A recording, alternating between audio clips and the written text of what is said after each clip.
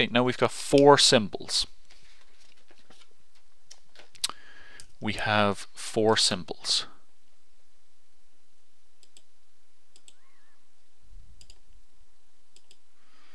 That's great. Now, what we need to do is first head over here, head up here,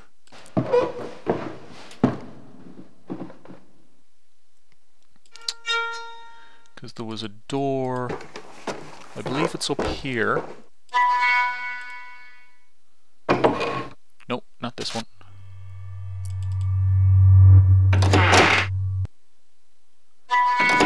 This one? No, not this one. Gotta find the room that was locked, because we do have the key from the attic now.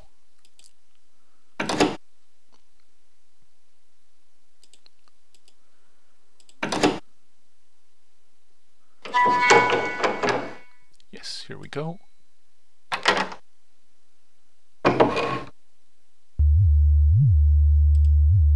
Ooh, this is all the computer equipment. Oh, X-Files. Cam number 3. Okay, cam number 9. Some weird lights. He's freaked out. Crowhurst. Hi there, Polly Nigel. How's the ghost hunting coming along? I still think you're wasting your time, but never mind, as long as you're having fun. I'm going to be working here late all week, mapping, surveying the old platforms, so if you hear any strange noises outside, it's probably me. Or is it? Pete Crowhurst. P.S. Have you been talking to the papers? Okay, Shimla Tandoori Takeaway.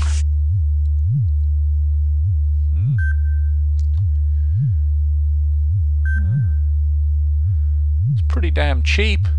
Well, I suppose this is pounds, so that's pretty damn expensive for some of them. So current prices, that'd be about 6. Yeah, even when I transfer it to, when I do the exchange to current prices, it's still pretty cheap. Free corn on the cob with orders over £6.99. Goddamn, cheap pizzas. Well, it depends on the size, I suppose. This one, the Dragon Inn. That's where you get your food. Chicken noodle soup. God damn, £3.50. That's what, €5? That's quite expensive for wonton soup. And crab meat soup? Very expensive. The rest of it's nicely priced. I mean, ridiculously good price for some of it. But, Jesus, that's soup. That's expensive ass soup. Can't use anything else, so... Which one's better? Do I have to get a tape for it or something? There's their takeaway containers. Okay, can I turn this off?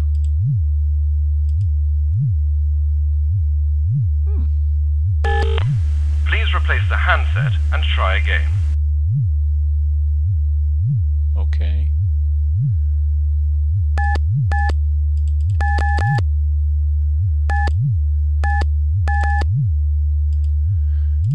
Interesting. Can I call one of the takeaways then?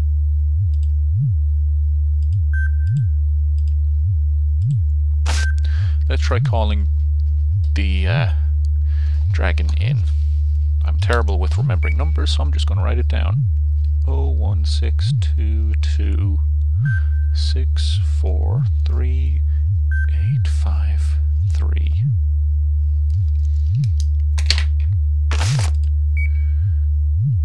Try and get some food up in this bitch. Okay, so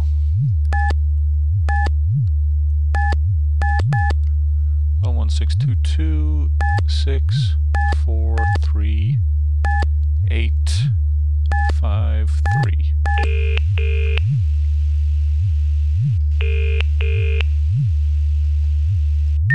Good evening. Welcome to Dragon Inn, the best takeaway Chinese food this side of Dorchester. This is an automated service. Please hold the line while we check your number. You have a standing order with us. Would you like us to deliver your usual order? Please press the star key twice for yes, or press 1 to make a new order. Your usual order is number 15. You have now ordered number 15. Sorry, but the shop is closed. We close at 11:30 p.m. You are too late. Good night. Oh, God damn it. Alright. Let's try another one. Okay, 01622.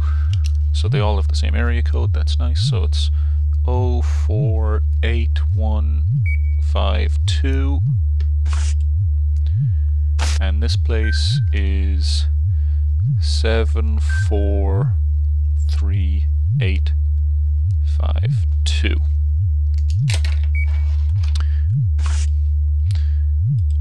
I probably won't be able to get food from any of them, but it's kind of fun to give them a ring and see what happens. Let's try the pizza place first.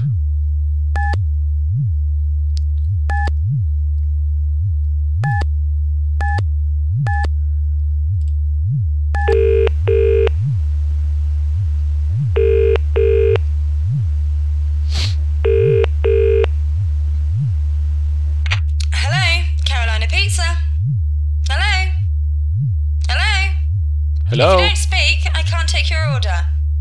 Hello? Come on, listen to me.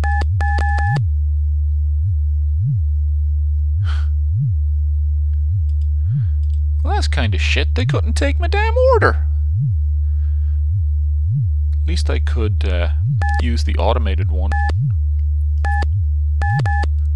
743 852. Oops. It's supposed to be 743, not 742.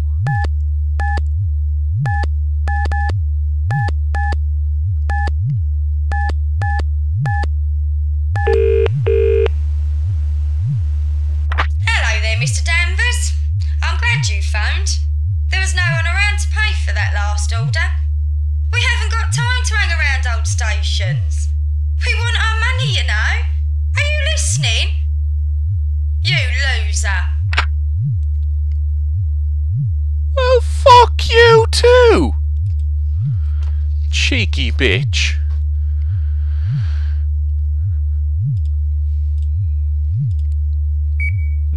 Haddon Industries. Ooh, bit of paper. Haddon 1900 processor, 2 Haddon flat screen monitors, 1 cordless keyboard, 1 cordless mouse, 2 Soundworks speakers, 1 Ultrafusion battery, 1 Thermo Digicamera, 10 remote Digicameras, 2 Nigel Danvers. Okay. Let's hop on here. So that's quit system, journal entries, sound recordings, image cleaner, my music,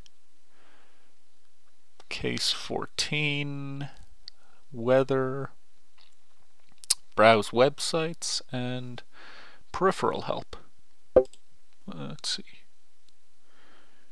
Radivision goggles.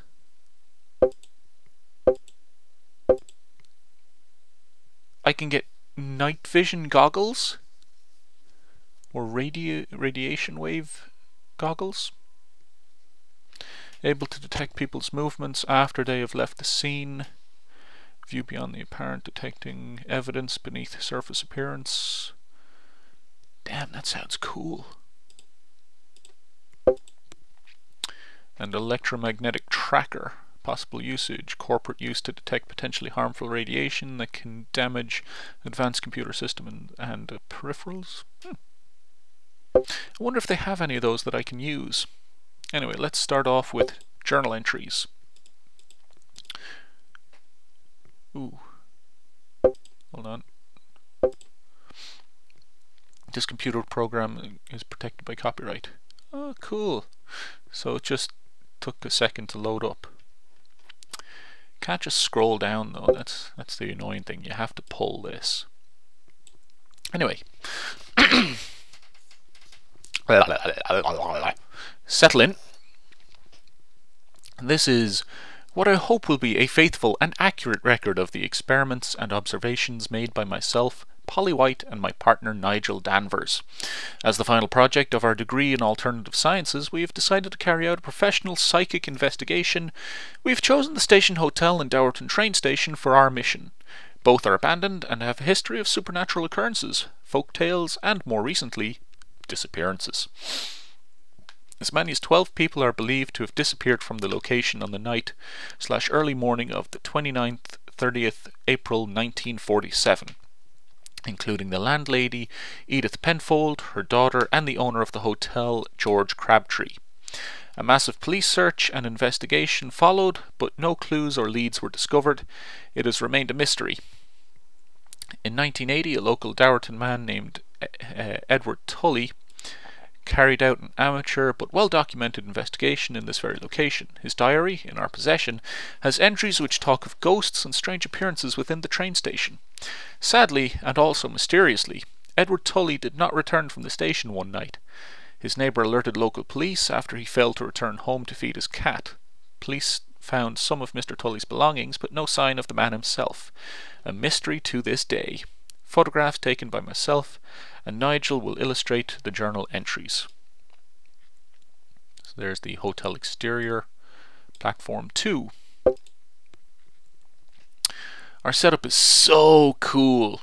All of the equipment came in yesterday, so Nigel and I have been unpacking the boxes. Christmas comes early in Dowerton. The university's deal with Haddon Industries is paying off big time. Not only have we got loads of RDCs, we have also been lent an RTS, electromagnetic fluctuation monitor equipment, and some odd goggles. They all work in different frequencies, so we will probably spend this first night tuning them in to PC Terminal 2. Having said that, we already know that our choice of location is spot on. Both Nigel and I have already experienced some aural and visual phenomena. I heard a few short and distant bursts of piano when we were carrying stuff up the stairs. I will look into it further tomorrow. Nigel thinks he saw some light sprites out on the platform, so we shall set up one of our cameras up there. Energy orbs have been photographed quite regularly, but I have yet to see anything on actual film or digitape. Our first mission. It's looking good. Okay.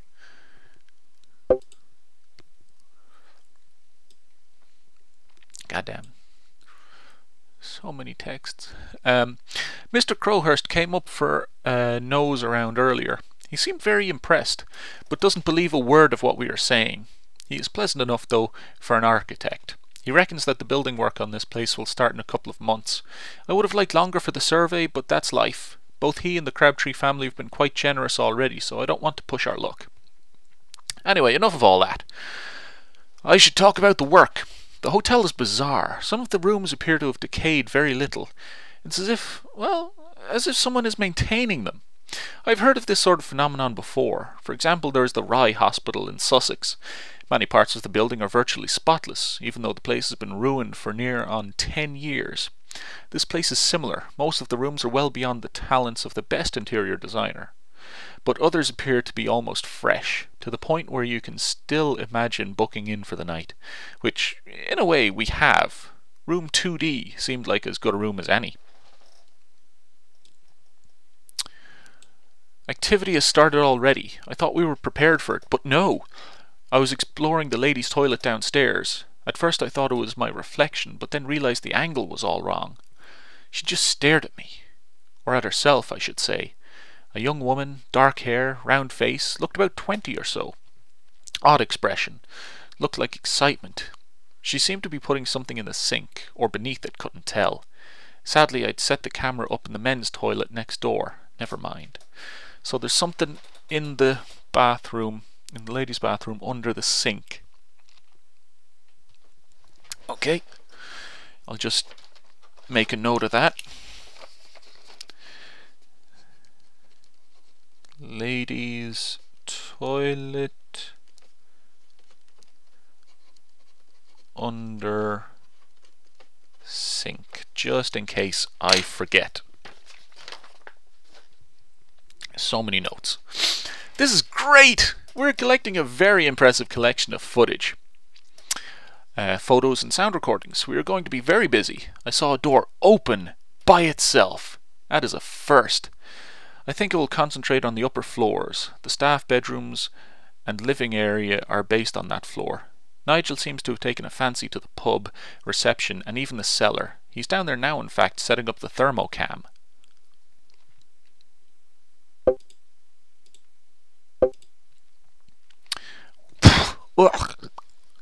Fucking fly! What the hell? Hold on.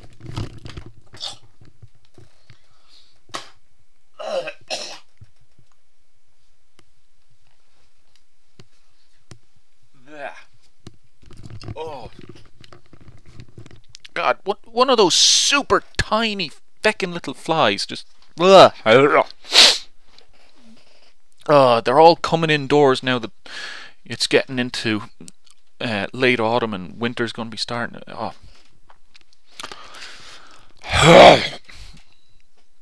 Oh, it's horrible. What a night! We managed to stay awake the whole time! Well, I know I did. Nigel didn't finish in the cellar till dawn anyway. We've both been discussing the theory that perhaps there is something more to these hauntings, not just random activity. The hotel and station, for that matter, have a long but badly recorded history of phenomena. There are many places that have strong links with supernatural activity, such as Pluckley in Kent. That has long since been held as the most haunted village in the UK. Though I think our findings will blow the lid off that.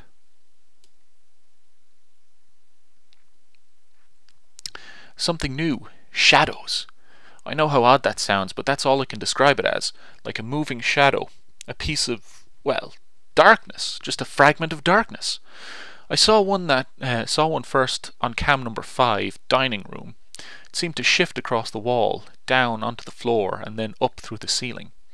That's just 2 floors down from here. I might pop down later on and have a look. Nothing in there now, so I took a walk around. Mr. Crowhurst is taken to sleeping in the old waiting room. Must be freezing. I could see through the corrugated iron. We were informed that this train line is long since abandoned. Well, I am sure that I heard the whistle of a steam train in the distance. Perhaps the place is not only haunted by previous occupants. Perhaps the place itself is haunted. Every brick, tile, and pane of glass. Is it possible that the memories of those that once existed could actually sustain the environment that they lived in to a sizable degree? The experimental rad vision goggles may provide some answers to this question. On my own again. Nigel's back in the cellar. Seems to like cold, dank, dark places. No comment. So I've been researching our finds. There are other recorded instances of shadows, though they are mostly connected to superstition. I started reading Mr. Tully's notebook again. He mentions a darkness, though his description seems to differ. He connects his apparition with a singular spirit, claiming also that he had direct communication with it. This is something I could try. If needs must, there are ways and means. The old Ouija board. Obviously I will not be mentioning this in my essays. I would be laughed out of Weymouth University. I set up the Ouija in the attic. Didn't have any luck, but that place sure chilled me a lot. Scared? Me? No way. It was just freezing up there. Nigel's still down in that cellar. Might give him a call on mobile. Something we are not supposed to do. Disturbed electromagnetic activity, you see. Speaking of which, the cams have all reset. It's not really a problem, I just have to pick up the individual wavelengths manually. I'm doing it via a plan of the station and hotel that I have imported into the software. Pinpointing each camera allows me to view its data. It's a lot slower to make a full sweep of the 10 cams, but it is better than nothing. We've been discussing our night. Nigel thinks the foundations and timbers of the cellar are part of a much older building. The bulk of the hotel was built around 1880 onwards. The cellar, however, has architectural motifs and construction methods dating back as far as the 17th century. Bedtime. All is quiet on the cams. Oh my god, this just goes on and on and on. Fuck me. Yes! Yes! Yes! We got it! Well, I mean, we haven't actually got it. But it is recorded on digitape. Cam number 7 activated at midnight. And there it was. It really freaked us out. Not very scientific, I know. Activity has been strong and consistent since we arrived, but nothing like this. We've watched and rewatched the footage for over an hour. We are no closer to working out what it is or what causes it. There's no fixed shape or mass to it. I will email it to Henry Cuttle in a moment. Perhaps he will have some ideas about it. It could be a natural phenomenon, or dare I say it, a fault with the cameras. No, that's just silly. It is positively supernatural. Nothing anyone says will change my mind on that. The connection is down. I cannot send the email. Supposedly hadn't established a strong broadband link for us. Well, it's not looking too good right now. I'll try again in the morning. Nigel has been noticing severe temperature drops on that floor. Using thermometers it is not the most advanced equipment we have, but it is certainly the most dramatic. Nigel placed it in front of the camera in room 1F. We were able to watch from here. The drops are not unusual in themselves. It is the scale. From 9 degrees to -3 in about 20 seconds. That's amazing. And odd. I don't know why, but I am glad that neither of us was on that floor at the time. Oral activity now. The temperature drops continued and there are now noises coming from upstairs. Sounds like music. It's very quiet, so it's hard to make out. We will investigate further. Yes, the music was coming from the above floor, an old radio. It could have been on all along, and our equipment interfered with its tuning. Unlikely, though. It is more likely that the hauntings are able to interact with solid objects. This, of course, is very common with poltergeist activity, but is less well known with spiritual entities. We switch the radio off again. Quiet again now, on all fronts. Time for bed. Couldn't sleep. Nigel can, though, snoring away. I've been thinking about that shadow and what relationship it has to the hotel. I've also come to the conclusion that the hauntings here are connected to the 1947 disappearances. Pretty obvious, I know, but there was never any proof. The fact that tonight's activity centered around specific rooms and objects suggests that the entities knew them, perhaps even owned them. I'll try again with the Ouija board tomorrow. What happened to those people? Was it murder? If so, where are the bodies? Nothing was ever found. From what the Crabtree family have told me, George Crabtree wasn't the murdering kind. Supposedly he went slightly mad at the end, but they put that down to him losing his best friend in World War II. Where are they? The sun is coming up now. There's a glow on the horizon. It's going to be a bright, sunny spring day. Shame we will not be able to enjoy it. My eyes are closing.